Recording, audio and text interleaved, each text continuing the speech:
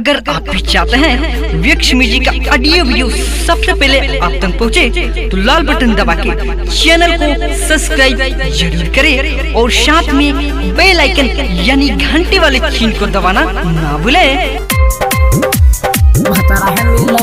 बिहार के सखी बिहार के सखी सटा हाथ करेला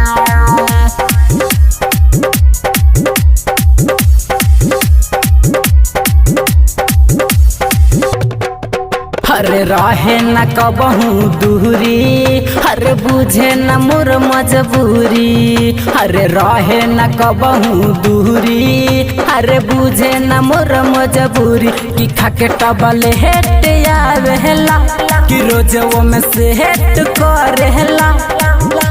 भतरा मिलल बा बिहार के सखी सटा सहट करेला। सैया मिलल बा बिहार के सखी सटा सहट करेला। भतरा मिलल बा बिहार के सखी बिहार के सखी सटा सहट करेला। छुए लागे लहंगा से पानी तब नहीं छोड़े। अपना करेला सुनहर सखी मन वो ना भरे। छुए लागे लहंगा से पानी तब नहीं छोड़े। इतना करेला सुनहर सखी मन वो ना भरे। दुनु धाके ऊंचा चहला, कि होठ हमर दाते से काटेला। दुनु धाके ऊंचा चहला, कि होठ हमर दाते से काटेला।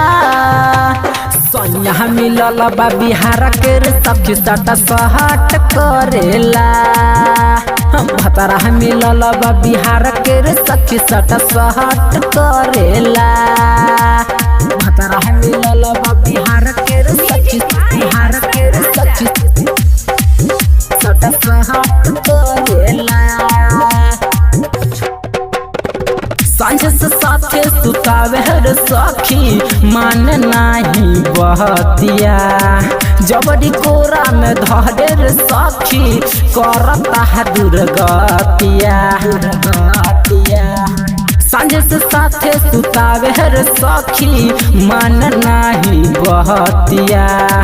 जबरी कोरा में धरे सखी कोइले बहादुर गहतिया। राइटर सुहजित जानेला, कि यह दव यह जे फानेला।